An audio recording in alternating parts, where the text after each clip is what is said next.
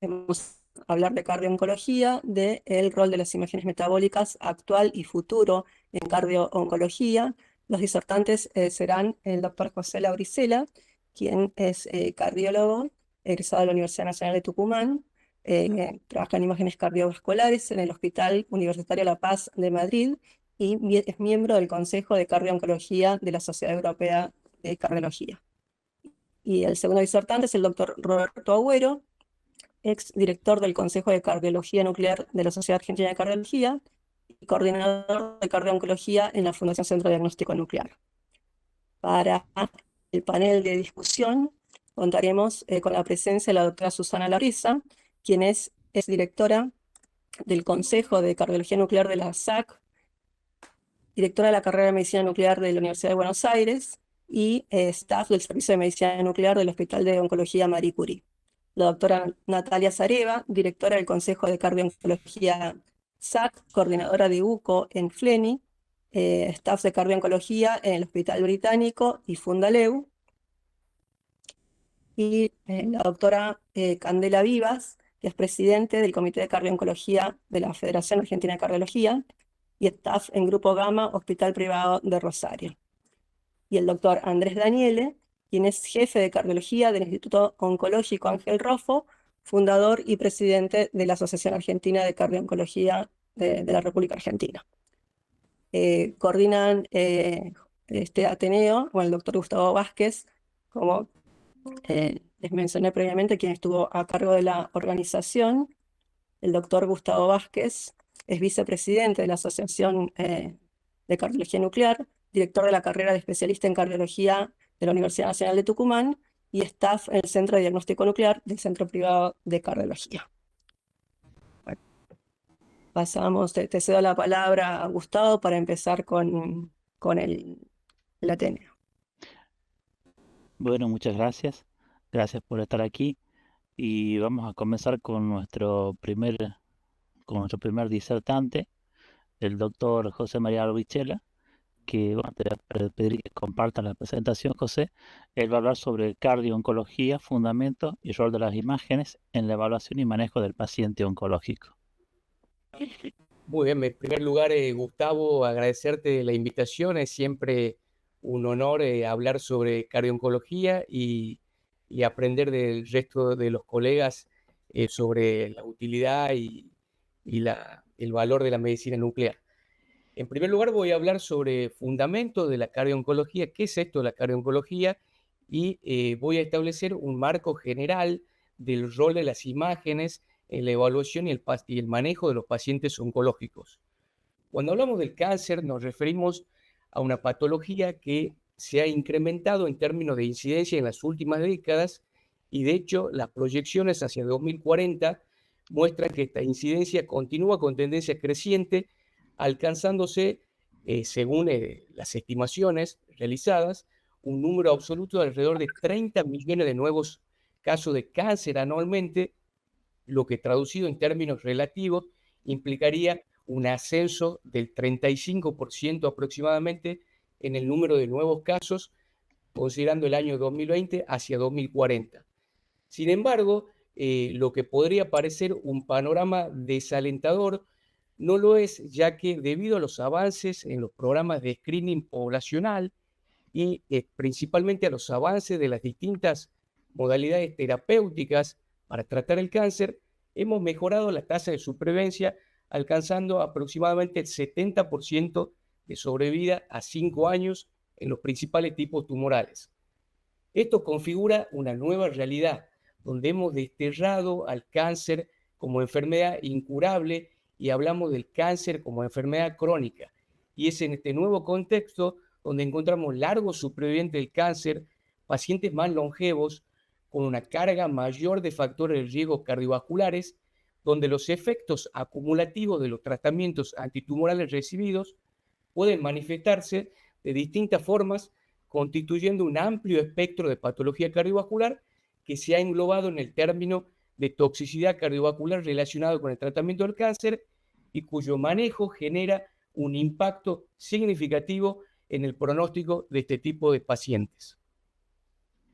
Cuando hablamos de toxicidad cardiovascular en relación al tratamiento del cáncer, nos referimos a un conjunto amplio de enfermedades cardiovasculares, como la disfunción cardíaca, cuya expresión sindrómica es el fallo cardíaco. Hablamos también de la miocarditis, que ha crecido en protagonismo en las últimas décadas, producto del avance de la inmunoterapia. Hablamos también de la toxicidad vascular, cuyo paradigma de enfermedad sintomática es el infarto agudo del miocardio. Por otro lado, debemos mencionar a la hipertensión arterial y, por último, también a las arritmias, que pueden estar o no en relación con un QT prolongado, productos de las drogas quimioterápicas. Básicamente, los factores fisiopatológicos que explican la enfermedad cardiovascular en el contexto del cáncer dependen de elementos derivados del propio proceso tumoral como del tratamiento sistémico a recibir.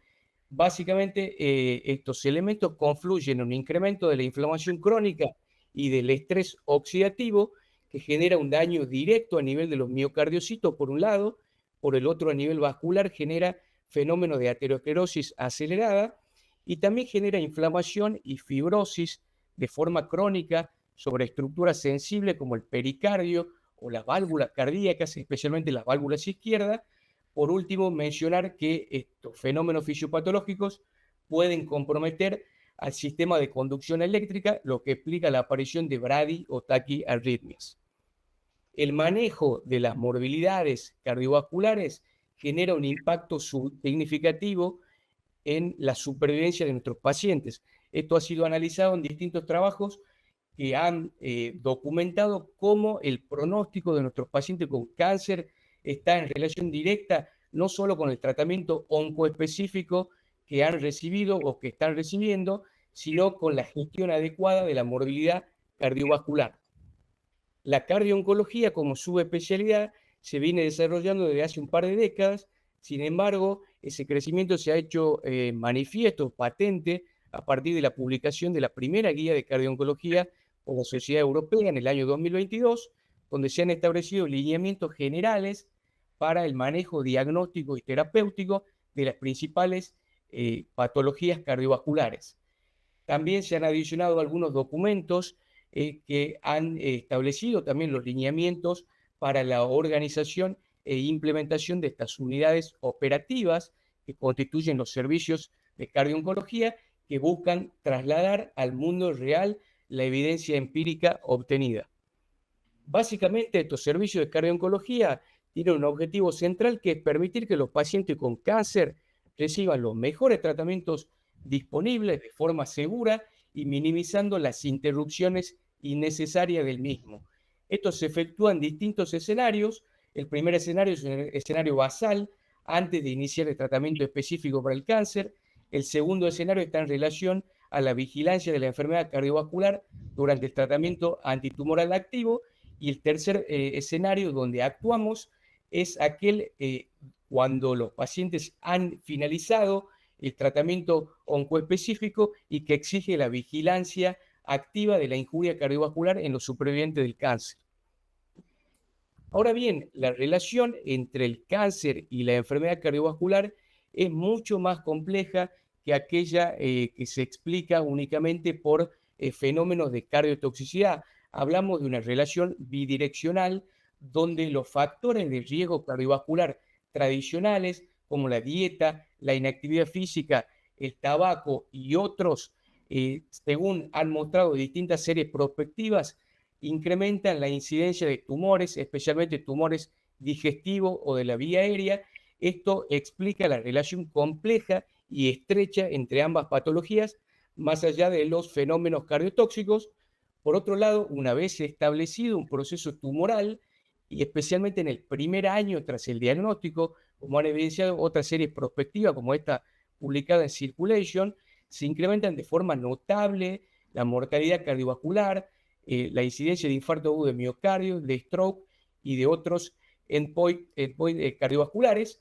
Y esto no solamente está en relación con determinados subtipos tumorales, como tumores digestivos o de vía aérea, sino que está en relación directa con la presencia o no de metástasis activas al momento del diagnóstico. Ahora bien, ¿cuáles son esos escenarios donde intervenimos en cardiooncología? El primer escenario es el escenario preterapéutico, donde intervenimos en un trabajo conjunto y multidisciplinar, buscando categorizar el riesgo de cardiotoxicidad en bajo, moderado o alto, utilizando distintos parámetros que han sido explicitados de forma clara en la última guía de cardio-oncología, donde se analizan factores derivados del tratamiento que se va a recibir y factores derivados del paciente.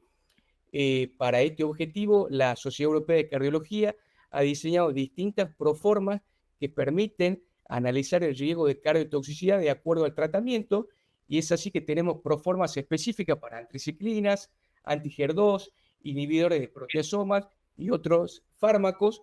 Lo que buscamos con esta categorización inicial es establecer un plan de seguimiento personalizado que incluya evaluaciones clínicas, electrocardiográficas, con biomarcadores imagenológicas, buscando pesquisar de forma activa la injuria cardiovascular. Y es en este sentido donde las imágenes cardiovasculares ejercen un rol central en cardio-oncología, y es así que tenemos un armamentario disponible que incluye la ecocardiografía, las herramientas derivadas de la medicina nuclear, la tomografía cardíaca y la resonancia cardíaca. En un escenario basal, la ecocardiografía tiene un rol central, en tanto nos permite categorizar pacientes que van a ser sometidos a regímenes con cardiotoxicidad probada, como las antraciclinas o los anti-HER2, y establecer adecuadamente el riesgo que condicionará las futuras evaluaciones. Con respecto a la ecocardiografía, nos provee datos clave, como por ejemplo la función ventricular. En este caso, los pacientes que tienen una función ventricular disminuida o incluso limítrofe, o que tienen también historial de enfermedades cardiovasculares como infarto de miocardio e incluso valvulopatías, antes de iniciar este tipo de terapias cardiotóxicas, pueden ser categorizados como de alto riesgo, ya que presentan hasta 12 veces un riesgo de desarrollar disfunción cardíaca asociado al tratamiento del cáncer, especialmente antraciclinas o anti-HER2. La ecocardiografía a nivel basal, a partir del cálculo de la FEBI, debe utilizar preferentemente metodología 3D, ya que de esta manera nos acercamos a la resonancia cardíaca, que es el gold estándar para el cálculo de la FEBI, y siempre que esté disponible utilizamos parámetros de deformación miocárdica, como el strain longitudinal global, que nos permiten evaluar la función sistólica con otra herramienta, además de la función ventricular medida por la FEBI, y que justamente es este parámetro medido en el escenario basal, el cual, como se ha visto en distintas publicaciones, permite identificar también pacientes con elevado riesgo de eventos cardiovasculares, y por lo tanto ajustar este plan de seguimiento y eventualmente las terapias cardioprotectoras. Con respecto a la resonancia cardíaca en un escenario basal, está reservada para aquellos pacientes donde la ecocardiografía es no diagnóstica debido a situaciones diversas, como por ejemplo el mal acceso acústico, lo que dificulta el cálculo de la FEBI, una situación que no deja de ser inhabitual en nuestros pacientes, o bien cuando existen evidencias a través de la evaluación ecocardiográfica inicial de una posible miocardiopatía, lo que condicionaría un riesgo futuro incrementado de cardiotoxicidad. En cuanto a la pesquisa de enfermedad coronaria, especialmente en aquellos pacientes que tienen un riesgo pretest intermedio o elevado de enfermedad coronaria y que van a ser sometidos a regímenes con probada toxicidad vascular como 5-fluoracilo, capecitabina o bevacizumab, entre otros, las herramientas disponibles son varias, pero las que mayor performance diagnóstica han mostrado, en primer lugar, es la resonancia de estrés, y en segundo lugar, la ecocardiografía de estrés y las imágenes de perfusión miocárdica. El siguiente escenario donde intervenimos, más allá de la evaluación inicial basal, es durante el tratamiento antitumoral activo. Y es en este escenario donde buscamos identificar de forma temprana la injuria cardiovascular para establecer de forma oportuna las medidas cardioprotectoras adecuadas. Me voy a detener en la disfunción cardíaca asociada al tratamiento del cáncer, como paradigma de cardiotoxicidad. Y esto es importante ya que la imagen cardíaca juega un rol central en este tipo de patologías, ya que nos ha permitido identificar, aún en pacientes asintomáticos, específicamente en torno a la categoría leve, aquellos pacientes con función ventricular conservada, pero que evidencian alteraciones a nivel de otros parámetros de función ventricular, como son el strain longitudinal global o el ascenso de biomarcadores. En este sentido y en este escenario, la ecocardiografía es la herramienta de primera línea por su disponibilidad y por su facilidad para llevarla a cabo. Preferimos siempre la modalidad 3D, como lo dije anteriormente. Si la ventana acústica es inadecuada, podemos utilizar como herramienta práctica ecopotenciadores. No olvidarnos también de la dependencia del volumen para el cálculo de la FEBI, especialmente en aquellos pacientes que presentaban una función ventricular limítrofe en la evaluación basal y tras experimentar efectos adversos de la terapia contra el cáncer, como vómitos o diarreas, situaciones que pueden condicionar situaciones, valga la redundancia, de depresión de volumen. Este contexto clínico puede generar menores volúmenes fin de diástole, lo que incide en forma directa en el cálculo de la FEBI, y estos pacientes pueden ser mal clasificados como pacientes con disfunción ventricular si obviamos la consideración de este contexto clínico particular. Y por otro lado, durante la vigilancia activa, durante el tratamiento antitumoral, no olvidarnos de medir siempre que esté disponible el strain longitudinal global, un parámetro de deformación cuya variación en torno al 15% predice de forma robusta la caída futura de la función ventricular, medida por FEBI. Con respecto a la resonancia durante el tratamiento oncoespecífico activo, queda reservada para aquellos pacientes, siendo una herramienta de segunda línea cuando el diagnóstico ecocardiográfico no es claro, o para la evaluación funcional, como hacía mención hace un momento, pero también es central para el estudio de las enfermedades miopericárdicas. Esto ha tomado relevancia en los últimos años con el avance de la inmunoterapia, que ha incrementado la incidencia de la miocarditis asociada a la inmunoterapia, que si bien tiene una incidencia en torno al 2%, no deja de tener una elevada mortalidad si no es tratada a tiempo. Y no olvidarnos también de herramientas de caracterización tisular avanzada, como el mapeo T1 y T2, que nos permite evaluar la fibrosis intersticial difusa y el edema intersticial como marcadores precoces de daño miocárdico. Con respecto a la tomografía cardíaca, fundamental para evaluar el pericardio, por ejemplo, ante pacientes que han sido sometidos a irradiación torácica. Y el segundo elemento, la segunda utilidad central que tiene la tomografía cardíaca es en tanto la angiografía coronaria no invasiva, ya que nos permite, por un lado, a través del score cálcico, predecir el riesgo cardiovascular, y por otro lado, identificar, localizar y caracterizar coronarias. ¿Perdón? No, José, seguí nomás, era una otra persona.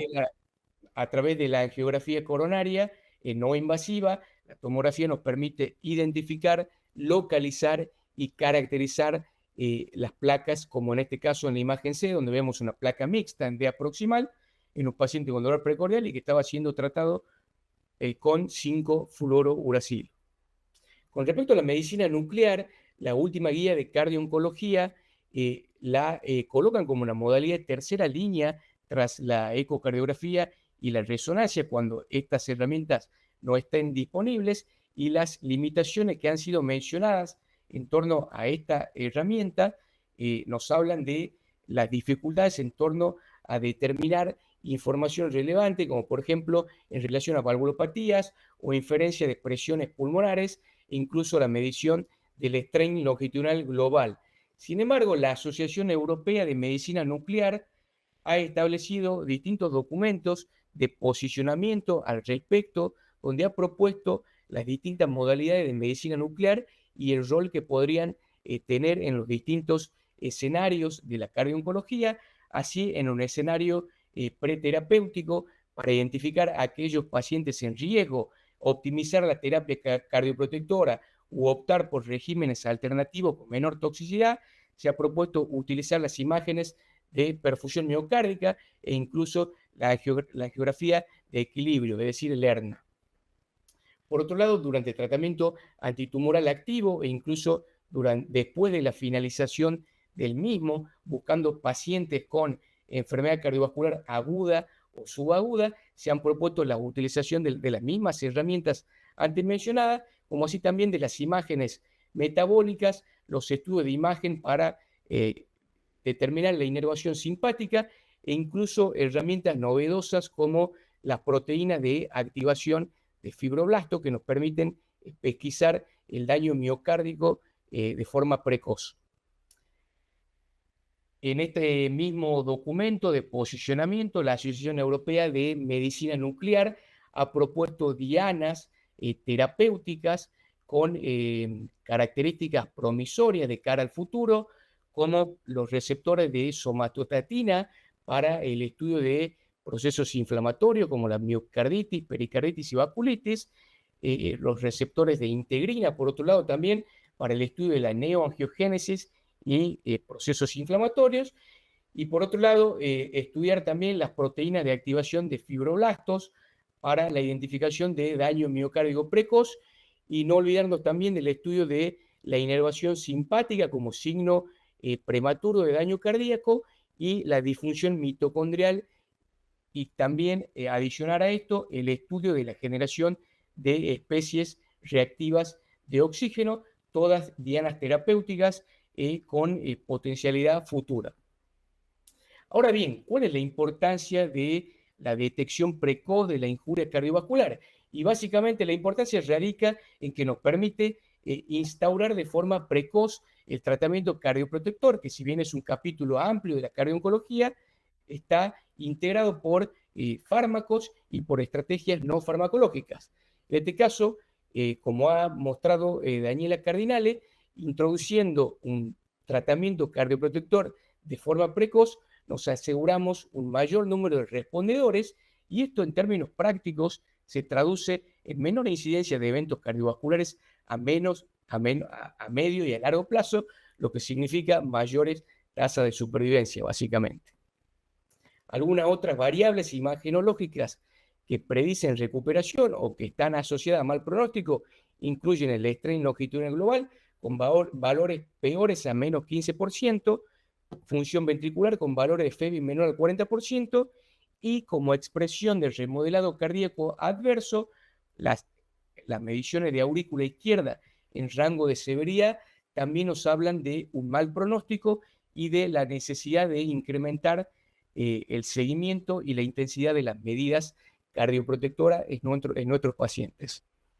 Por otro lado, el tercer escenario donde intervenimos como cardioncólogos es en aquellos pacientes que han sobrevivido a un cáncer, una población frecuentemente olvidada y que debe ser dividida en dos grandes grupos. Aquellos pacientes que han sobrevivido a un cáncer en la edad infantil o en la adolescencia, y aquellos que han sobrevivido a un cáncer en la edad adulta. En el primer grupo, cabe mencionar que la supervivencia de los niños y adolescentes que han padecido un cáncer se ha incrementado drásticamente producto de los avances en el tratamiento del cáncer, superando el 70% de supervivencia a 5 años, y es en estos pacientes que sobreviven al tratamiento del cáncer donde la enfermedad cardiovascular puede adoptar distintas formas, ya sea como disfunción cardíaca, valvulopatías, enfermedad coronaria, disfunción autonómica e incluso mortalidad cardiovascular prematura. Distintos trabajos han evidenciado cómo aquellos pacientes, especialmente que habían recibido antraciclinas, pueden alcanzar la disfunción cardíaca, disfunción ventricular, en torno al 11% a los 40 años. Por lo tanto, es una población de la cual no hay que olvidarse, y justamente la Sociedad Europea de Cardiología, en la Guía de Cardiooncología 2022, ha establecido lineamientos claros para la supervisión a través de la metodología clínica y de imagen, especialmente la ecocardiografía. En este caso se ha establecido una periodicidad para las pruebas de imagen que pueden oscilar entre los 2 y 5 años de acuerdo al riesgo alto o moderado de los pacientes analizados. Por otro lado, tenemos los pacientes que han sobrevivido a un cáncer en la edad adulta, donde se incrementa drásticamente y duplica la incidencia de enfermedad cardíaca fatal con respecto a la población general. Es en estos pacientes donde se ha constatado cómo existen determinados tratamientos que conllevan mayor riesgo de enfermedad cardiovascular a largo plazo, y se ha visto cómo especialmente la quimioterapia con antraciclinas y la radioterapia, cuando el corazón ha sido incluido en el volumen de tratamiento, se mencionan como los tratamientos específicos con mayor riesgo. Con respecto a la enfermedad cardíaca radioinducida, es necesario mencionar y como característica diferencial que presenta una latencia clínica prolongada.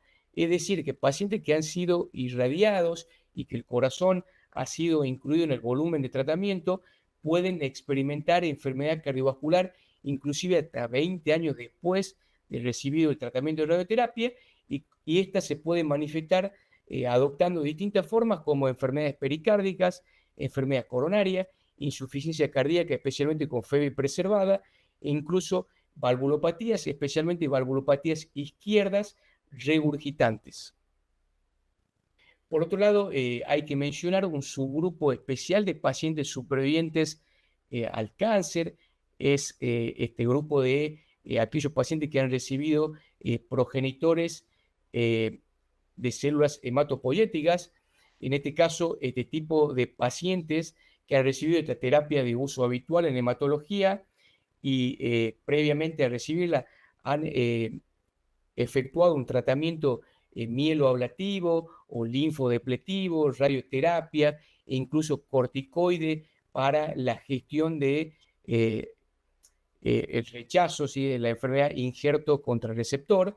Este tipo de paciente con respecto a otros pacientes oncológicos que han recibido fármacos, inclusive como la antraciclina, presentan un mayor riesgo cardiovascular, la incidencia de síndrome metabólico se triplica y la mortalidad cardiovascular se duplica o triplica en algunos casos con respecto a la población general. Por lo tanto, considerando todo lo anterior, la Sociedad Europea de Cardiología, en torno a los supervivientes del cáncer, ha establecido lineamientos claros que incluyen evaluaciones clínicas, electrocardiográficas y de biomarcadores. Y en este sentido, las imágenes cardiovasculares, especialmente la ecocardiografía, tienen un rol central en la identificación temprana de la injuria cardiovascular en este tipo de supervivientes, y la periodicidad ha sido establecida en base al riesgo de estos supervivientes, reservando la exploración ecocardiográfica cada 5 años en los pacientes de moderado riesgo y cada 2 años en los pacientes de alto riesgo. Por otro lado, se hace mención de la necesidad de pesquisar, aún en pacientes asintomáticos, la enfermedad coronaria a través de pruebas funcionales, especialmente en aquellos pacientes que han recibido radioterapia y en donde el corazón ha estado incluido en el volumen de tratamiento, especialmente aquellos pacientes que han recibido dosis significativa, especialmente mayor a 15 Gray de dosis media cardíaca. Y por otro lado, no olvidarnos también de la pesquisa cada 5 años en aquellos pacientes que han sido irradiados en cabeza y cuello de la enfermedad de troncos supraórticos, esto principalmente a través del ultrasonido carotídeo. Por lo tanto, como mensaje final para concluir esta presentación, donde he buscado primero dar mensajes centrales sobre qué es la cardiooncología y el rol del cardiooncólogo en los distintos escenarios, he buscado también hablar sobre básicamente la función de las distintas herramientas de imagen, y para finalizar me gustaría resaltar que esta nueva realidad, donde el cáncer es considerado una enfermedad crónica, nuestra subespecialidad, la cardiooncología, es una subespecialidad central que permite asegurar la eficacia, el éxito del tratamiento oncoespecífico, más allá de las drogas utilizadas para tratar los distintos procesos tumorales. Y la multimodalidad incluye un conjunto amplio de herramientas que nos permiten actuar en estos distintos escenarios y con objetivos concretos por parte de cada una de estas. Finalizar diciendo que el objetivo central de nuestra subespecialidad es evitar las interrupciones innecesarias del tratamiento del cáncer, gestionando de forma oportuna el amplio espectro de patologías cardiovasculares asociadas al tratamiento oncológico. Muchas gracias.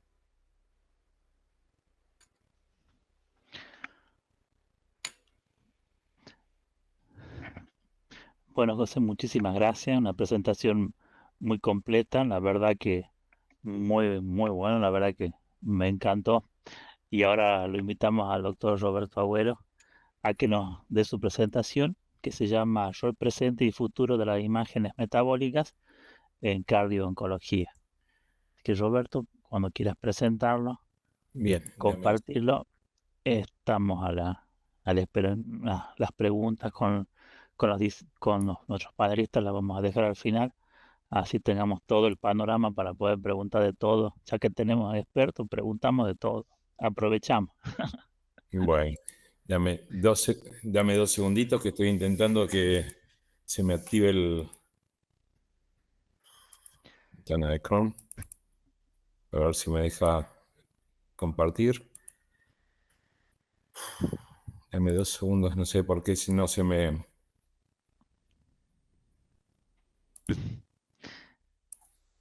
Bueno, son gajes del oficio, a veces pasa.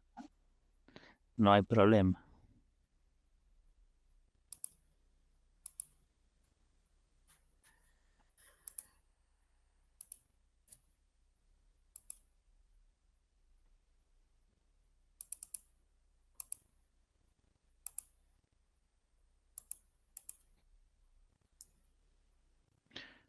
Perfecto, ya tenemos la presentación. Ahora hay que pasar la pantalla completa y listo. Déjame que no me estaría dejando. Ahí abajo, abajo un poquitito a la derecha, tenés el mouse y lo estás corriendo. Sí, no me estaría dejando. A ver, déjame ver. Ahí está cerquita. No, no lo estás viendo el mouse, parece. Sí, pero... Pasa que tengo un doble mouse. Ahí está, ahí, cerquita. Ahí, bajo, ahí. Listo, hace clic ahí. Sí. Ah, ya te lo sacaste. A ver, déjame...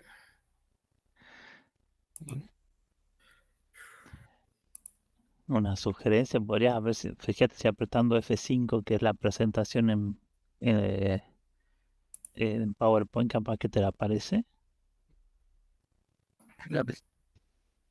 Dame 2 segundos.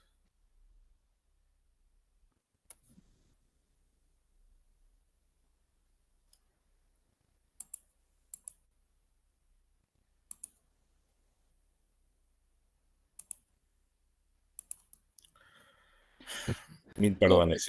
Intente compartirla, si no desde esta compu, Roberto. Sí, ¿vos la tenés? A ver si se puede. Habilitar a Nati, a Natalia Zareva para presentar. Todos pueden presentar, no hay problema. Todos están habilitados.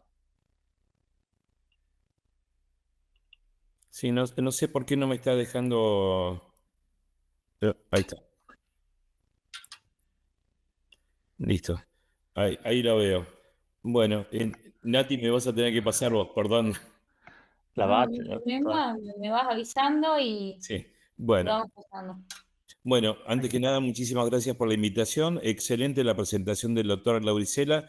Hay algunas cosas que seguramente que yo fui editando la presentación ahora mientras lo iba escuchando a él y bueno, que ahora en esta van a haber cosas duplicadas. Siguiente. Indudablemente que lo que él decía de la incidencia justamente de las enfermedades cardiovasculares y el cáncer es altísima, son las dos principales causas de muerte a nivel mundial, e indudablemente que con el tiempo estas dos causas de muerte tienen puntos en común. Adelante, la siguiente. Y una siguiente, Nati. Ay, esperame que se me... Creo que se me clavó. Se Ahí clavó. está. Bien, pasar a la siguiente. Bueno, esto es algo ya José ya lo marcó claramente. Indudablemente que cada vez hay más sobrevivientes al cáncer. Antiguamente, bueno, yo voy a hablar un poco, voy a seguir un paralelismo con la presentación de José, pero voy a ir hablando también sobre nuestra experiencia local. Indudablemente que lo que nosotros vemos es que cada vez hay más sobrevivientes del cáncer. Siguiente. Estos sobrevivientes del cáncer no solamente son adultos, como muy bien dijo José, sino también niños. Siguiente. Y el problema con estos chicos, como muy bien remarcaba José, es que muchas veces son subestimados, porque justamente lo que nos pasa, no sé qué les pasa en España, pero muchas veces lo que nos pasa en Argentina es que muchos de estos sobrevivientes de cánceres infantiles se consideran curados por sí mismos. Muchas veces estos van a tener 10 veces más probabilidades de tener cardiopatía coronaria y también 15 veces más de probabilidad de tener insuficiencia cardíaca. Y muchas de estas cardiotoxicidades se van a manifestar varios años después de que estos chicos han recibido tratamiento. Entonces, muy probablemente uno en el consultorio ve pacientes con un grado de deterioro de la función ventricular, ve pacientes con enfermedad aterosclerótica, enfermedad coronaria relativamente precoz, que tienen o no algún factor de riesgo y muchas veces o porque no lo sabemos buscar o porque no preguntamos adecuadamente y aparte el mismo paciente no lo refiere, van a ser subdiagnosticados y quizás no lleguemos a un diagnóstico rápidamente. Y esto también nos pasa con los pacientes adultos. Muchos pacientes, por ejemplo, mujeres con cáncer de mama que después de recibir el tratamiento correspondiente, después de 2 o 3 años, prácticamente se consideran curados, el oncólogo les da el alta. Al cuarto año, especialmente aquellas que han recibido antraciclinas, pueden empezar a presentar algún tipo de síntomas, disnea, sensación de astenia general.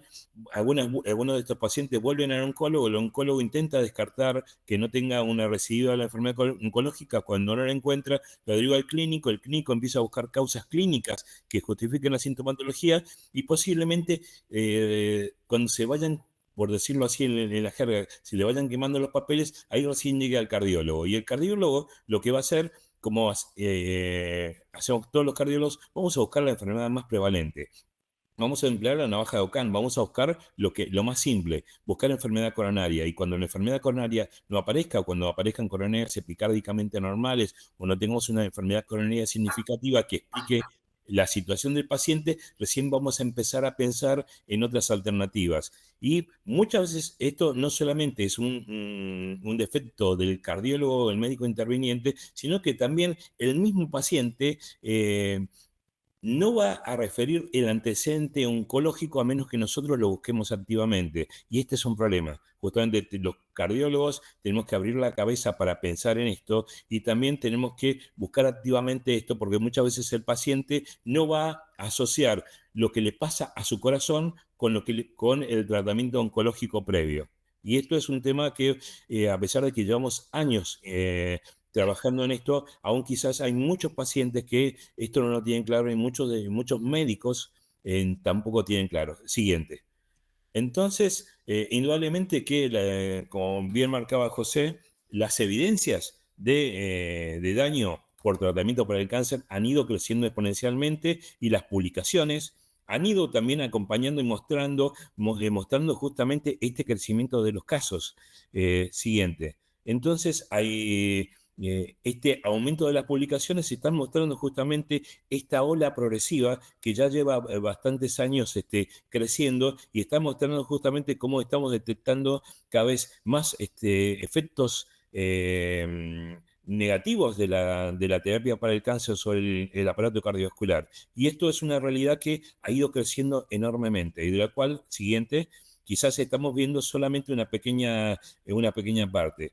Yo cuando comencé en esto ya hace algunos años, me pasó al llegar a un hospital oncológico de que muchas veces los cardiólogos que monitoreamos y buscamos la cardiotoxicidad por el tratamiento para el cáncer, éramos vistos por los oncólogos como enemigos. Entonces era como si estuviéramos en dos bandos opuestos. Muchas veces el oncólogo pensaba en nosotros como los que interrumpíamos el tratamiento, los que dificultábamos que el paciente llegara a cumplir el tratamiento y por lo tanto evitar que el paciente cumpliera la meta terapéutica siguiente. Pero el tema es, en la medida que cada uno, las complicaciones cardiovasculares por los diferentes tipos de tratamiento empezaron a crecer, empezaron a ser más evidentes, en la medida que más pacientes sobrevivían, siguiente, esto también hizo que tanto cardiólogos como oncólogos nos viéramos envueltos en una marea en la cual esto, tratado individualmente por cada especialidad, nos superaba. Siguiente. Entonces, esto, al menos en Argentina, ha hecho, y en todo el mundo ha hecho crecer justamente la detección de cardiotoxicidades, y esto ha llevado a que se desarrolle esta disciplina conocida como cardiooncología. Siguiente. En la cual una de las primeras grandes hitos de esto, al menos en mi concepto personal, es que tuvimos que empezar a trabajar juntos, oncólogos y cardiólogos. Cuando en 2012 nos encontramos en la Sociedad Argentina de Cardiología para comenzar a trabajar sobre el primer consenso de cardiooncología, éramos pocos los que nos dedicamos a eso. Éramos muy pocos. La mayoría de los oncólogos no tenían mucha idea de cardiología y la mayoría de los cardiólogos no tenían muchos de los oncólogos no tenían mucha idea de cardiología y qué podía pasarle al corazón, y muchos de los cardiólogos qué podía hacer el cáncer sobre los pacientes. Entonces tuvimos que empezar a aprender a trabajar juntos, y una de las primeras cosas fue colaborar, educarnos mutuamente y empezar a ver que muchos de nuestros pacientes ya tenían algún grado de cardiotoxicidad, y una de las cosas que indudablemente teníamos que entender es que teníamos que hacer una adecuada evaluación de los pacientes, hacer una adecuada estratificación, empezar a monitorear los planes de tratamiento para detectar precozmente la cardiotoxicidad, para poder dar los tratamientos adecuados y tratar de que los tratamientos oncológicos no se interrumpieran o no se vieran prolongados en el tiempo y que los pacientes no cumplieran las metas terapéuticas. Entonces, este sentido de colaboración indudablemente que empezó a ayudar al trabajo en conjunto y empezamos a aprender unos de otros. Siguiente. En este sentido, indudablemente que establecer una adecuada valoración de riesgo para saber qué pacientes son de alto, moderado y bajo riesgo, indudablemente que va a ayudar muchísimo a la supervivencia de nuestros pacientes y al éxito terapéutico, tanto de la terapia oncológica como la supervivencia y la mejor calidad de vida de nuestros pacientes. Siguiente.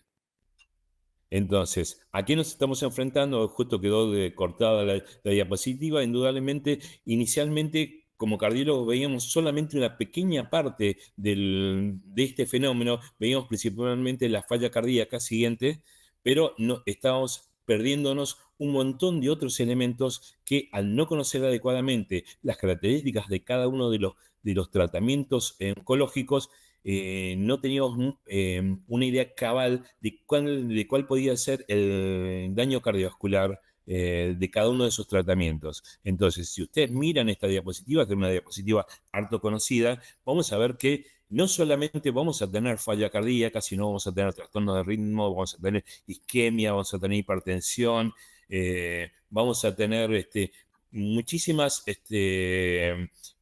muchísimos efectos sobre el aparato cardiovascular, y muchas veces combinados. Entonces, por ahí un mismo fármaco va a dar 2 o 3 formas de daño cardiovascular, y que si no estamos conscientes de esto va a ser difícil que podamos manejar estos pacientes. Entonces, esto indudablemente es un aprendizaje, y es un aprendizaje que todavía continuamos haciendo. Adelante. ¿Cómo evalúo el daño producido a nivel cardiovascular por el tratamiento para el cáncer? Indudablemente que gran parte de lo que tenemos que hacer es, aparte de, como bien decía José, ver una doble dimensión al menos, saber no solamente qué hace el tratamiento al paciente, sino también características propias del paciente van a hacer que podamos establecer una adecuada evaluación del riesgo de cada paciente, una adecuada estratificación del riesgo del paciente y también empezar a elegir en base a ese conocimiento cuáles son las herramientas que vamos a utilizar para poder evaluar y monitorear al paciente. Adelante. En este sentido, el papel de las imágenes cardiovasculares ha ido evolucionando. Indudablemente que el ecocardiograma y la resonancia son las dos técnicas que en la mayoría de las guías van a ocupar el rol preponderante en la evaluación y en el monitoreo de estos pacientes. Adelante. Hay guías, en este caso del Consejo de Cardio-Oncología de la Sociedad Argentina, en la cual ya nos van a ir guiando, nos van a ir marcando cuáles son cada uno de los pasos a seguir con cada uno de los pacientes y que nos van a mostrar qué herramienta es la más adecuada en cuanto al uso de la ecocardiografía y de las técnicas tridimensionales y la posibilidad de hacer streaming longitudinal en nuestros pacientes. Adelante, siguiente. El tema es, indudablemente, que cuando tenemos que partir siempre de una adecuada evaluación clínica, una adecuada estratificación de riesgo, y en base a eso, adelante, la primera línea de evaluación, cuando hablamos de imágenes cardiovasculares, es la ecocardiografía. No usa radiación, es una técnica que uno puede usar bedside y que nos va a dar mucha información, aparte de funcional, nos va a dar información anatómica. Indudablemente, esta es la primera línea. Seguido de la resonancia. En este contexto, la siguiente, en este contexto, la medicina nuclear, las imágenes metabólicas, ¿pueden aportar algo? Siguiente. Gran parte del aporte siguiente es, en cierta forma, tiene que ver con la historia. Desde los años 70, medicina nuclear ha cumplido un rol fundamental en lo que es el monitoreo de cardiotoxicidad. Inicialmente, en ese momento, uno de los principales fármacos que se utilizaba para tratamiento oncológico eran las antraciclinas. Y uno de los efectos justamente conocidos era justamente el deterioro de la función ventricular. Entonces, en ese momento, cuando todavía la ecocardiografía estaba en sus primeros pasos de desarrollo, la resonancia todavía no tenía una aplicación clínica significativa en esto, y la tomografía también estaba desarrollándose, indudablemente que la medicina nuclear ya era una prueba, era una técnica de evaluación funcional que ya tenía larga experiencia, especialmente para evaluar la función cardíaca. Entonces, gran parte del rol de la medicina nuclear tiene que ver con este factor histórico. Fuimos uno de los primeros métodos que nos permitió evaluar funcionalmente a estos pacientes con una alta fiabilidad. Siguiente. Y esto se demuestra en la práctica.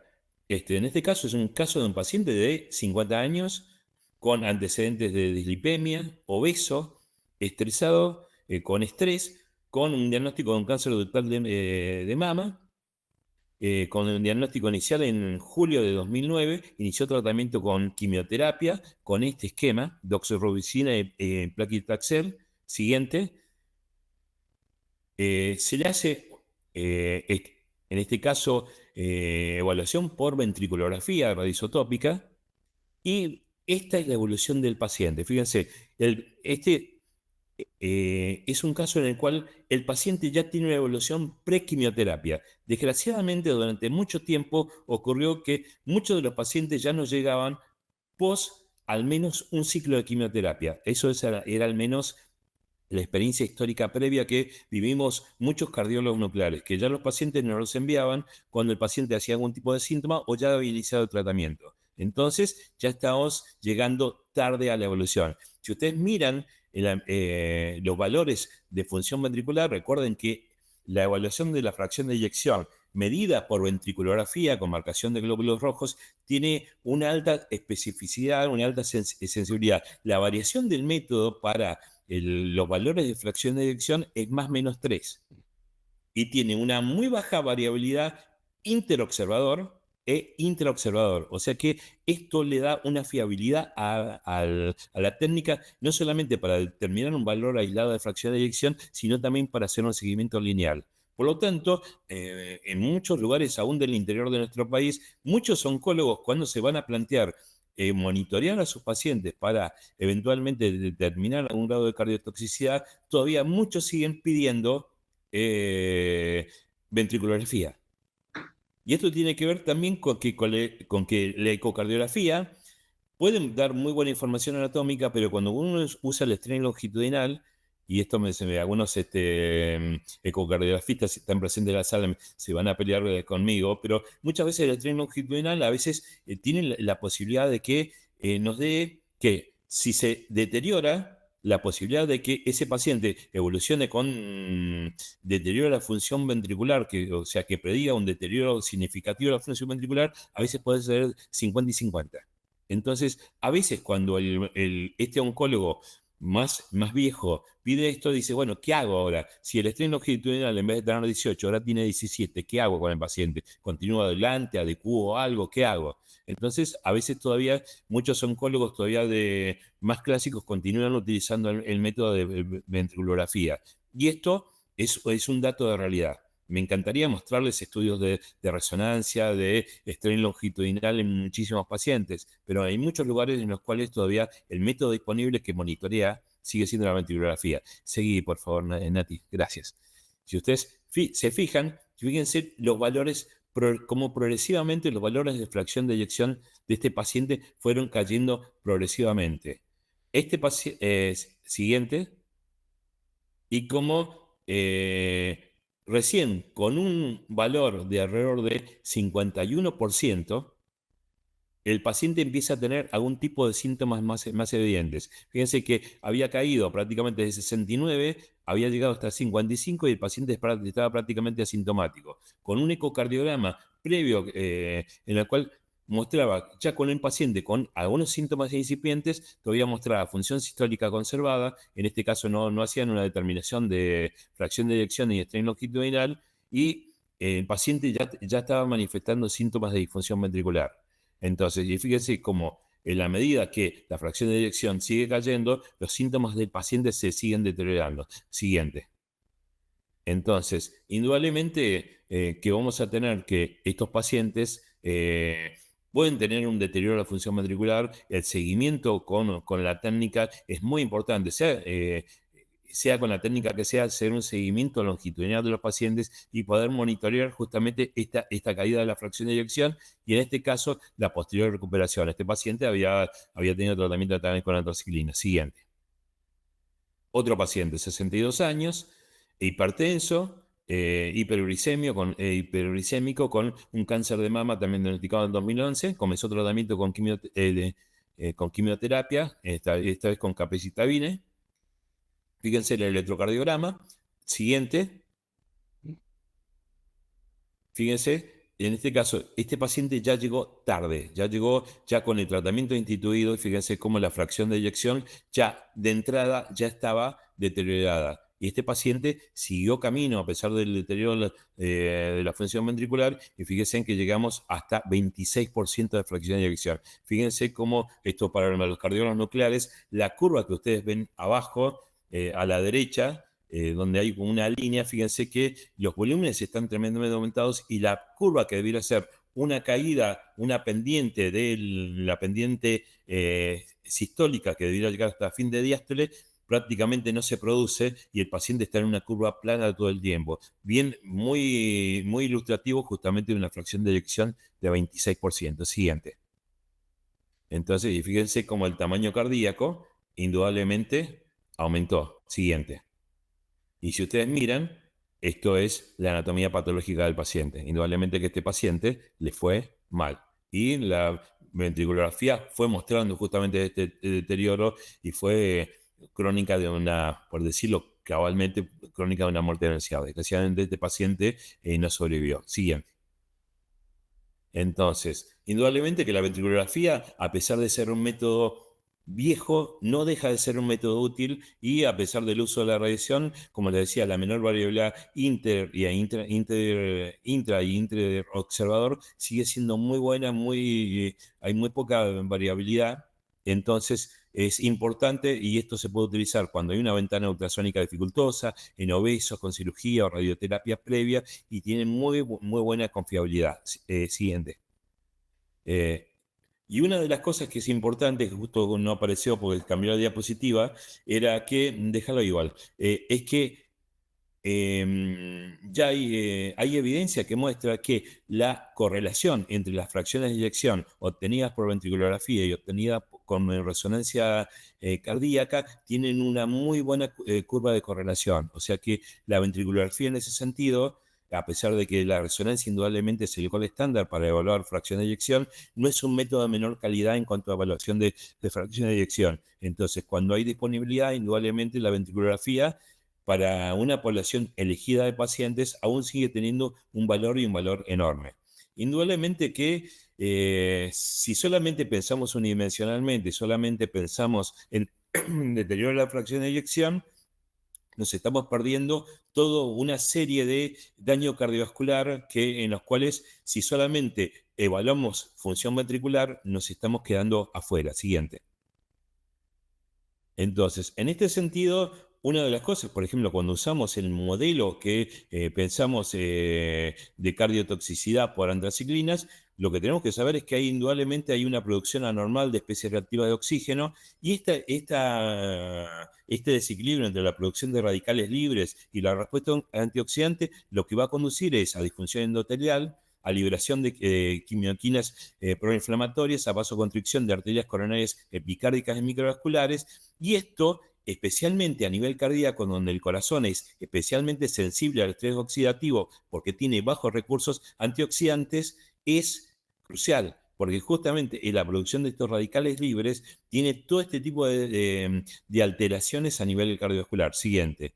Entonces, en ese sentido, justamente las imágenes de perfusión, las imágenes metabólicas, tienen un papel justamente para poder dar información y poder evaluar adecuadamente a estos pacientes. Siguiente. Entonces, en la actualidad, hay indudablemente que desde las imágenes metabólicas no solamente vamos a evaluar perfusión, como esto hay muchas cosas que mostró José, vamos a ver justamente cómo la disfunción endotelial, las alteraciones microvasculares van a causar deterioros de la perfusión, van a causar deterioros del flujo coronario y ya tenemos herramientas que nos permiten poder evaluar muy bien esto, no solamente los compuestos terneciados a través del SPECT convencional, sino también a través del PET, a través del rubidio, del amonio, que nos van a permitir evaluar el flujo miocárdico, evaluar disfunción microvascular, evaluar reserva miocárdica. Pero también vamos a ver esta disfunción a nivel metabólico en el corazón, en el cual el corazón, que habitualmente en condiciones normales el 70 o el 80% del metabolismo para producir ATP va a depender de ácidos grasos, en el miocardio isquémico se produce un switch en el cual el corazón empieza a utilizar más glucosa como moneda rápida de energía para producir ATP que ácidos grasos. Y en este modelo, también en el modelo de antraciclinas, en el cual hay un desorden a nivel metabólico, el corazón también empieza a invertir su metabolismo y empieza a utilizar también una mayor cantidad de glucosa por encima de los ácidos grasos. Y desde las diferentes técnicas que tenemos de imágenes metabólicas podemos evaluar justamente cómo hay un consumo, una captación anormal de glucosa y también cómo baja el consumo de ácidos grasos. O sea que ya desde las imágenes metabólicas podemos monitorear justamente este switch metabólico, este daño metabólico que ocurre a nivel cardíaco, digamos, es secundario al tratamiento, en este caso por quimioterapia por antraciclinas. O sea, y también podemos monitorear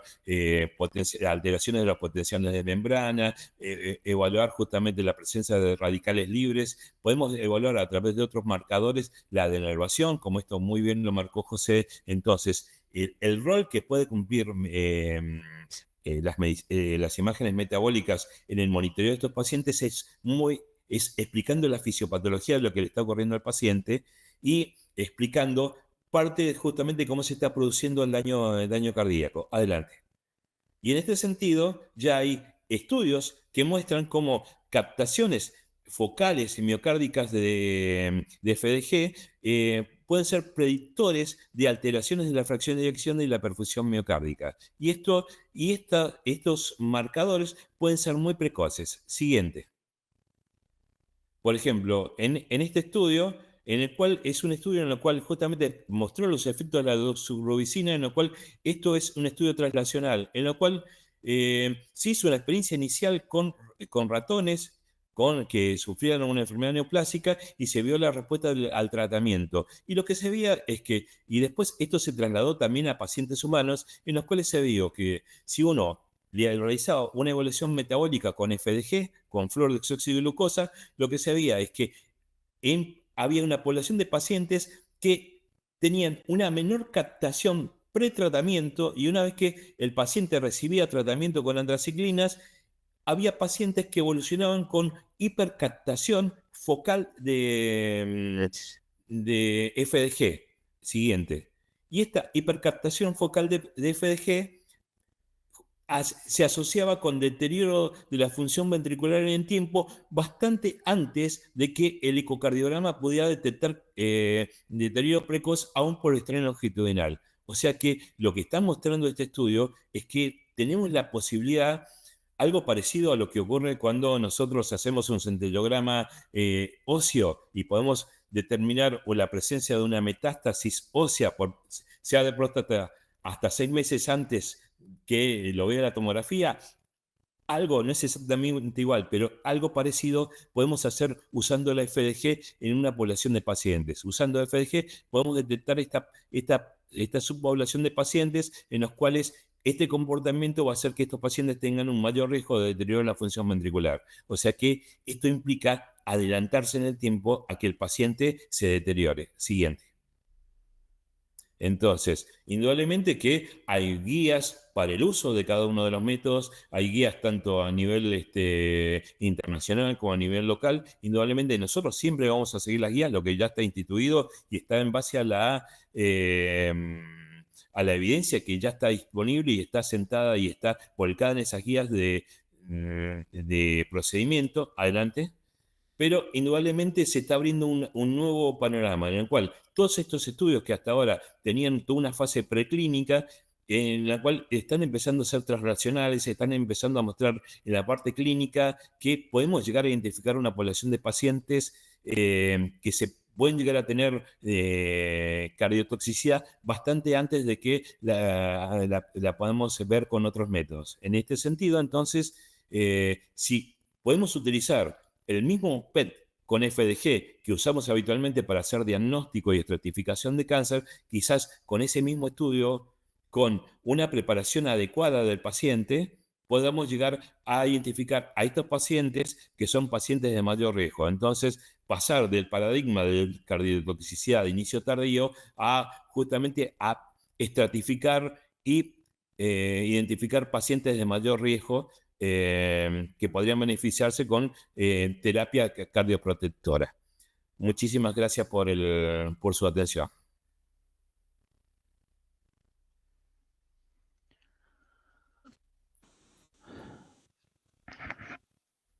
Bueno, Roberto, también una presentación excelente. La verdad que hemos tenido expositores de lujo. Y bueno, vamos a pasar al panel. Así vemos los comentarios, las dudas que pueda surgir del panel.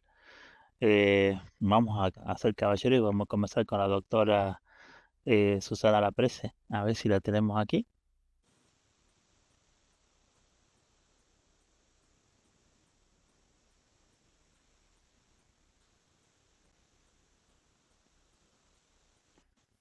No se escucha, doctora.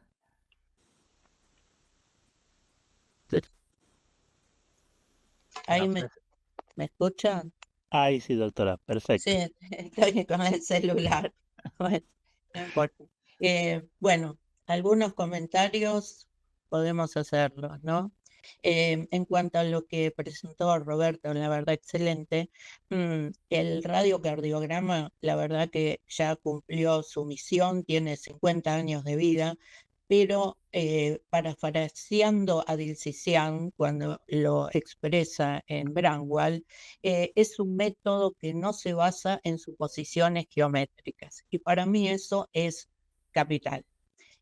Nosotros con este método, por supuesto, determinamos volúmenes y con eso la fracción de eyección. O sea, es lo más preciso que podemos, una metodología de lo más precisa para obtener justamente la fracción de eyección, que es una relación de volúmenes. Lo que nosotros hacemos en el hospital particularmente es a las imágenes planares que mostró Roberto, le aplicamos SPEC. Entonces, cuando aplicamos el SPEC, logramos la separación neta entre las dos cavidades, ventrículo izquierdo y derecho, y eso aumenta la precisión. Eso es una crítica que siempre nos hicieron la gente de ECO, en donde nosotros no podíamos separar bien en el cálculo ambos ventrículos. Por el otro lado, una de las críticas también nos hacen es el uso de radiaciones.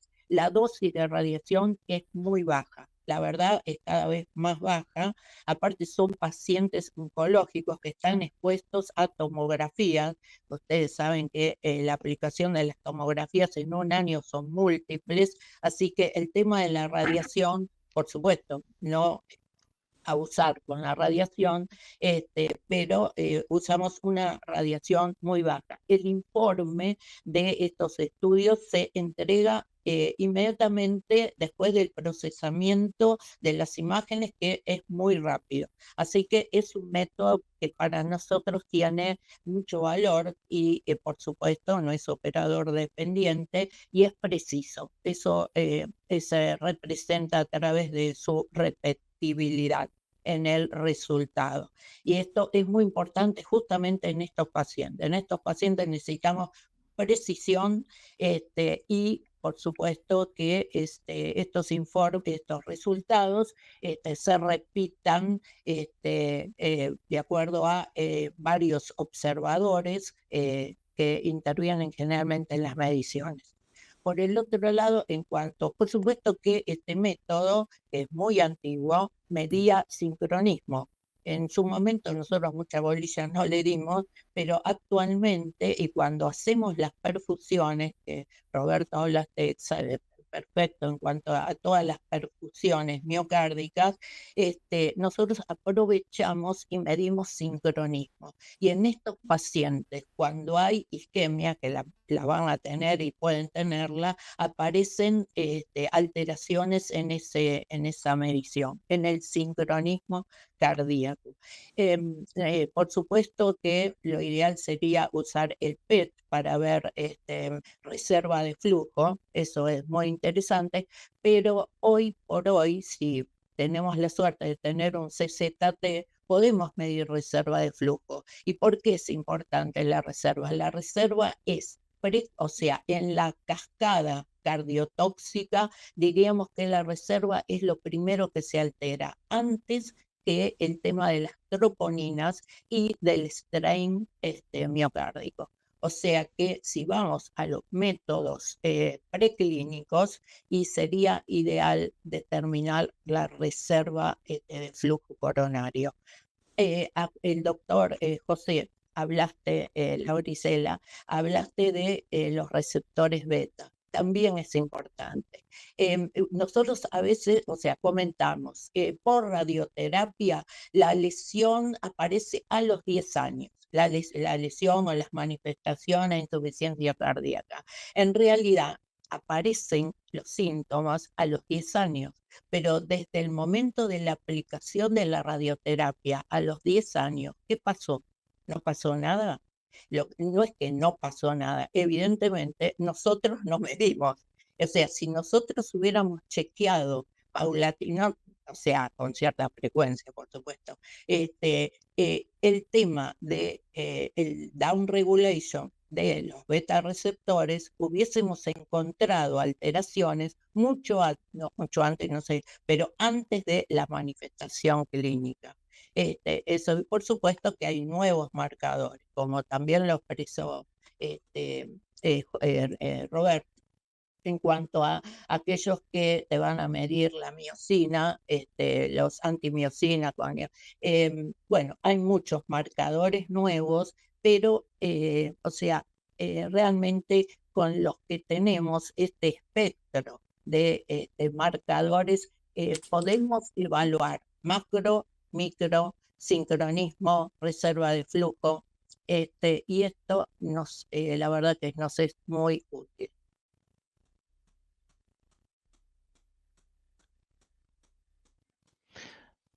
Bueno, doctora, muchísimas gracias por su aporte. Natalia, seguimos contigo. Bueno, excelente presentación a ambos, la verdad que es un tema muy interesante. Creo que bueno, la crítica a la medicina nuclear en este campo tiene que ver, como dijeron todos, ¿no? Y Susana, con el tema de la radiación. Son pacientes, no sé, yo siempre pienso en los pacientes con cáncer de mama que van a recibir trastuzumab, que debemos hacer controles cada 3 meses y la dosis acumulada de radiación que ese paciente va a recibir a lo largo del tratamiento, pensando que son pacientes jóvenes y van a tener una acumulación a lo largo de su vida. Y ahí creo que es la limitante. Claramente creo que hay un nicho importante, porque también son pacientes en donde la ecocardiografía muchas veces nos da malas ventanas, en especial en cáncer de mama izquierda, y tenemos ahí muchas dificultades. Por eso una de las preguntas también para José María era ¿qué métodos utilizan allá? Porque creo que la experiencia también es que la resonancia pisa bastante fuerte allá. Por ahí acá la limitante y los costos siempre nos generan una dificultad grande, pero no sé cuál es el manejo usual que ustedes suelen hacer allá, que tienen más accesible, porque depende un poco de eso también. Y sí, Natalia, mira, también depende del centro que está tratando el paciente. Por lo general está disponible en resonancia, pero hay centros de menor complejidad donde el costo sigue siendo limitante, así que nada. Si tenés un paciente con mal acceso acústico, obeso, con dispositivo intracardíaco también, donde la resonancia es limitante por el costo, yo creo que la medicina nuclear en esos centros, y se hace efectivamente, utilizamos MUGA para calcular la FEBI, por ejemplo. Bien, perfecto. Sí, creo que ahí está, en ver cuál es la dosis de radiación que sumaría un paciente a lo largo del seguimiento oncológico y poder plantearlo o sea, para valorar si el costo-beneficio en cuanto a la radioprotección en cada uno de los pacientes.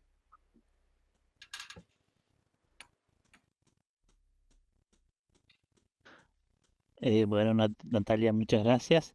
La verdad que interesantes los aportes. Doctora Candela Vivas. Bueno, ¿qué tal? Buenas noches. Muchas gracias por la invitación y la verdad que los disertantes fueron los dos muy buenos.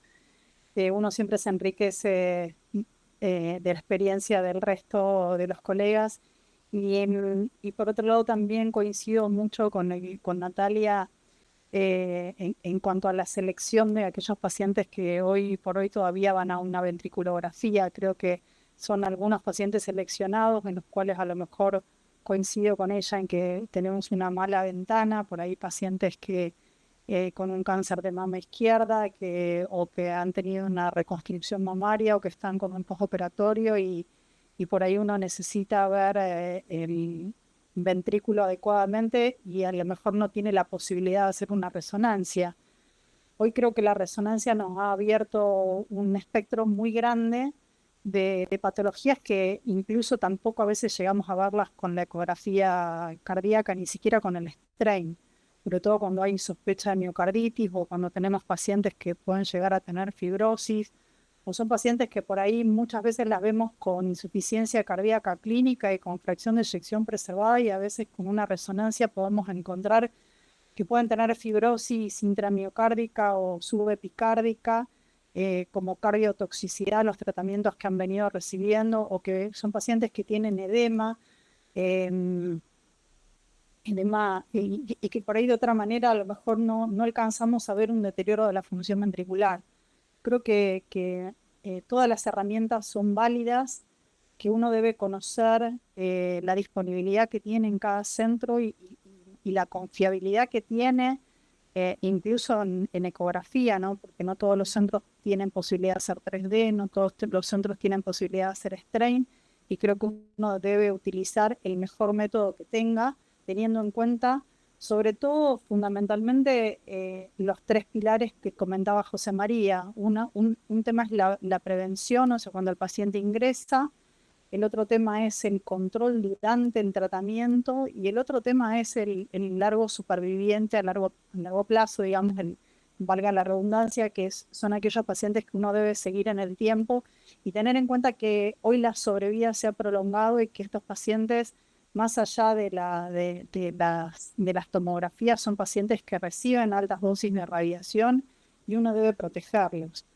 La sobrevida de un cáncer de mama hoy en una paciente joven puede ser muy larga, y son pacientes que van a requerir control y seguimiento. Entonces, en la medida que podamos protegerlos con métodos que sean lo más conservadores posibles para no embarrar un poco más la cancha, me parece que es la idea, ¿no? Creo que la resonancia ha venido a abrirnos una puerta muy grande, sobre todo en estos pacientes en cardiotoxicidad.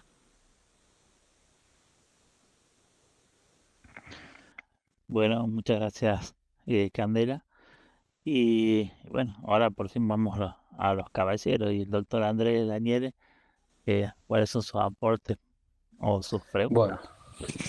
Bueno, muchas gracias por la invitación, excelentes presentaciones, Roberto, doctor Lauricela. Un poco haciendo hincapié en lo que acaba de decir Candela, el concepto de multimodalidad. Antiguamente discutíamos cuál método es mejor, hoy quizás lo que hay que seleccionar cuál es el mejor para mi paciente. Y a veces es por características del paciente y otras veces es por asequibilidad que podemos tener en nuestro centro. Entonces ese va a ser el mejor método. Por supuesto, todos conocemos los beneficios y de los distintos métodos y cuál quizás quisiéramos hacerle, pero bueno, tenemos que ir adaptándonos a veces a la realidad. Y en este contexto que nos mostraban muy bien el doctor Lauricela y Roberto, de estas distintas etapas, con esas etapas pretratamiento, intratratamiento, posttratamiento de supervivientes en remisión o un concepto de cronificación del cáncer, porque hoy tenemos pacientes que reciben terapias por largos años y están estables en su estadio oncológico y están como cronificados en la patología oncológica. Hoy vemos que más allá del strain, de la resonancia, de los biomarcadores que predecían, mostraban diagnóstico precoz, y en el caso del strain y los biomarcadores se convirtieron en variables de predicción de riesgo previa al inicio de los tratamientos. ¿Qué rol ustedes creen que puede, digamos, tener a largo plazo en un contexto donde hay pacientes con múltiples líneas de terapias oncológicas? Porque recibimos pacientes que reciben consecutivamente distintas líneas, que cada línea va dejando algún efecto sobre el sistema cardiovascular y que a su vez, quienes trabajamos en centros de derivación, recibimos pacientes con segundas o terceras neoplasias.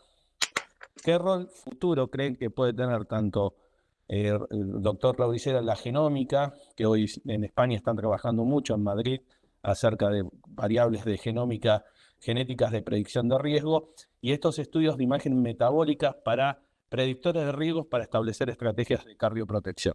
Les dejo la pregunta a los dos, a ver quién la contesta.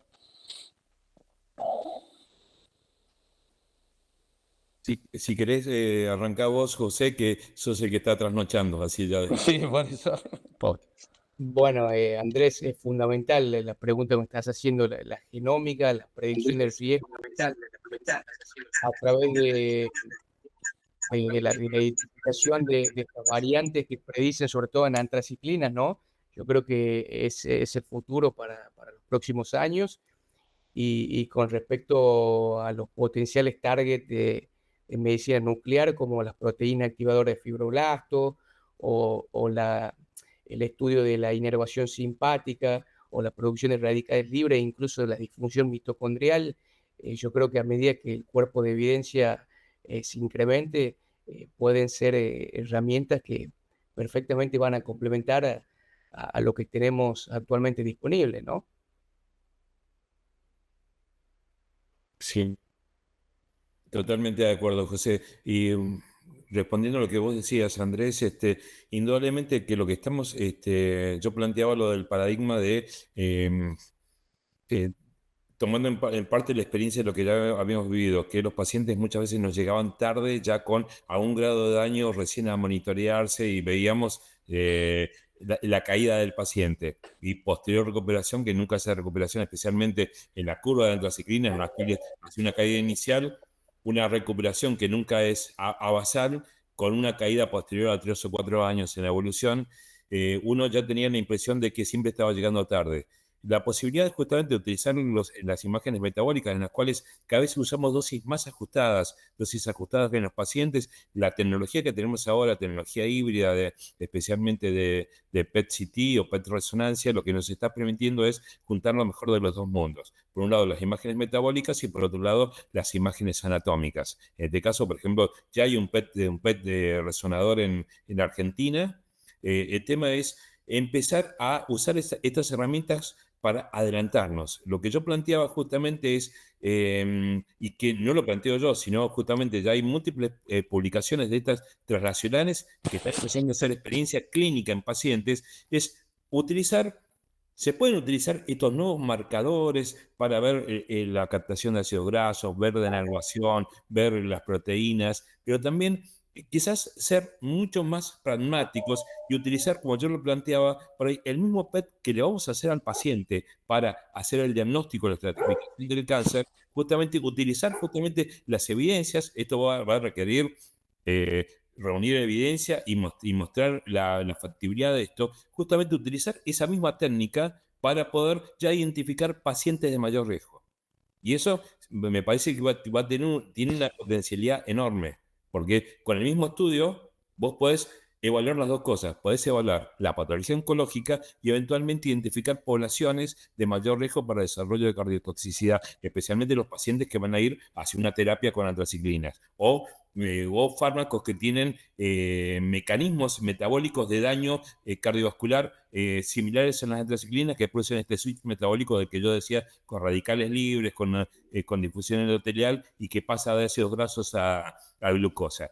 En ese sentido, justamente podemos optimizar la dosis de radiación que recibe el paciente y poder justamente tener información para ambas cosas. Y creo que eso tiene una potencialidad enorme. Ya no es ir a hacerle un estudio de PET, un estudio de medicina nuclear, más la tomografía, más el PET oncológico, más la radioterapia, sino justamente utilizar una herramienta que ya utilizamos habitualmente para obtener información de ambas cosas. Y yo creo que eso es una línea a desarrollar. Indudablemente que ya hay evidencia sobre eso, hay que juntar más evidencia y esto indudablemente en el futuro tiene mucha potencialidad. Lo que tenemos que pensar es una cosa en la situación de José María, en España, en Europa, en la cual toda esta variedad de marcadores está disponible, ellos tienen resonadores, nosotros también tenemos acá, pero la disponibilidad de ellos es enorme. Seguimos siendo un país, mal que nos cueste, más periférico. Entonces, lo que tenemos que utilizar son las herramientas que tenemos disponibles y en este sentido, cuando ustedes planteaban el uso de la tecnología, esto es, hacemos un paralelismo con el consenso de dolor torácico hace 2 o 3 años. ¿Qué decía el consenso de dolor torácico? Utilizar pruebas funcionales para la población de intermedio riesgo, acorde no solamente a la estratificación de riesgo, sino también a la disponibilidad en el centro y a la expertise desarrollada en el centro. Entonces, en este sentido, me parece que esto lo podemos extrapolar también a cardiooncología.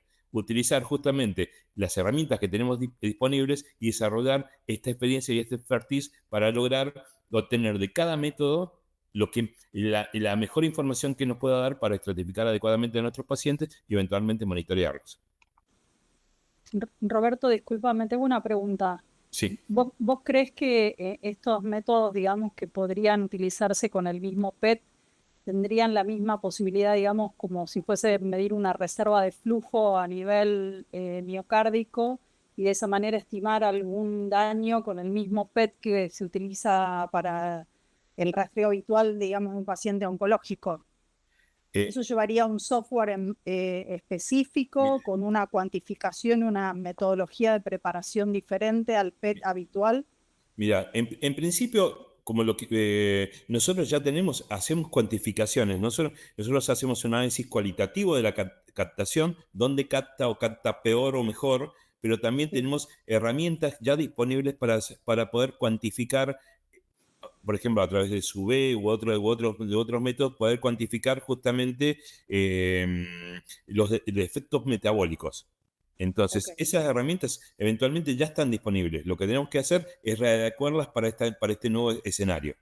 Indudablemente que la medida que vayamos reuniendo evidencia, vamos a descubrir seguramente que necesitamos desarrollar alguna otra cosa más.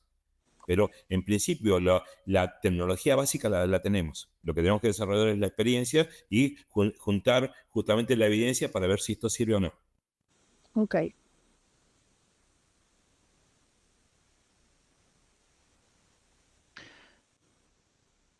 Bueno, yo creo que la verdad que hemos cumplido bastante con nuestro Ateneo del día de hoy, que ya estamos hace 1 hora y media y la verdad que el tema es espectacular. Si seguimos hablando, vamos a seguir hablando seguramente hasta mucho después.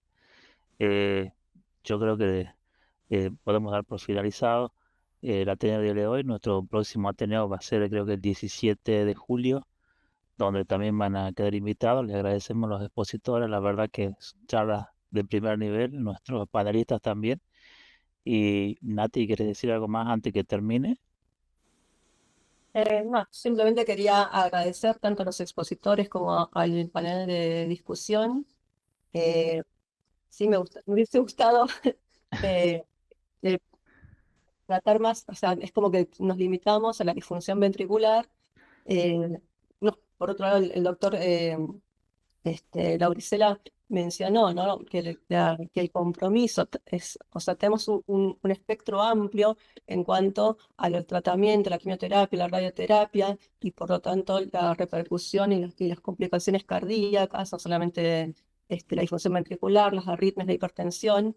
Hizo también una mención en cuanto a la enfermedad coronaria inducida por radioterapia y por los inhibidores de la tirosinquinasa, también en cuanto al papel de las pruebas evocadoras de isquemia para la estratificación de riesgo de los pacientes que van a recibir estas drogas. Bueno, creo que ahí también quedó planteado la utilidad o el aporte de la medicina nuclear en la estratificación de riesgo de estas complicaciones.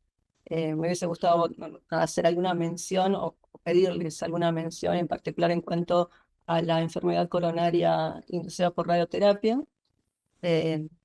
Si quieres, en el último minuto y ya cerramos. Sí. A mí me quedaron unas diapositivas sin mostrar que justamente me facilitó la doctora Natalia Aramayo, que justamente hablaban sobre esto. O sea, indudablemente, siempre que planteamos el daño por tratamiento para el cáncer, pensamos en la quimioterapia, pero justamente como bien mencionaba Natalia, la radioterapia también tiene su daño a nivel cardíaco. Eso, no solamente el daño directamente, o sea, el efecto determinístico sobre el endotelio en forma directa y la generación de vasoespasmo, de trombosis, sino también que ese endotelio queda disfuncionante y va a tener alteraciones a nivel microvascular, que esto ya parte y lo dijimos no en forma explícita, pero quedó implícito, que justamente la radioterapia es el otro gran capítulo que hay que desarrollar y ver justamente la potencialidad de nuestros métodos. Nuestros métodos, en el caso de medicina nuclear, tienen una gran capacidad justamente para evaluar de efectos de perfusión, especialmente ver pequeños defectos de perfusión y poder evaluar justamente disfunción microvascular. Como bien dijeron, o sea, la técnica principal es el PET con algunos de los trazadores con ruido, con amonio, pero también el establecimiento de las nuevas tecnologías con detectores de estado sólido, está empezando también a aportar desde los compuestos TERN-CO la posibilidad de evaluar muy bien a estos pacientes. Y esto es otro gran aspecto que indudablemente la medicina nuclear puede aportar muchísimo también justamente en el daño cardiovascular por radioterapia. Y esto tanto a nivel coronario como el efecto a nivel miocárdico, la disfunción miocárdica a nivel microvascular que produce la radioterapia. José, una de las características que mencionaste son el riesgo a largo plazo, y dentro de tus diapositivas mostraste la indicación de pruebas evocadores en el seguimiento a 5 y 10 años, aún en pacientes asintomáticos. No sé, pregunto también a los cardiooncólogos en cuanto a su experiencia, cómo hacen el seguimiento de estos pacientes.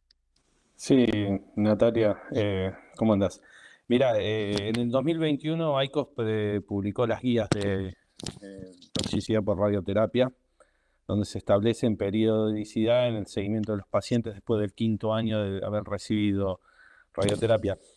Como un anexo a lo que contaba Roberto, la fisiopatología del desarrollo de lesiones tanto valvulares como en arterias coronarias se basa en el aumento de replicación de fibroblastos. Entonces, eso es algo que la génesis de la enfermedad digamos, coronaria difiere de lo que nosotros conocemos rutinariamente como la aterosclerosis, el proceso de aterosclerosis. Entonces, quizás ahí también la medicina nuclear en un futuro nos puede dar algún beneficio en demostrar actividad de proteínas de fibroblastos y ver también qué predicción precoz nos puede demostrar.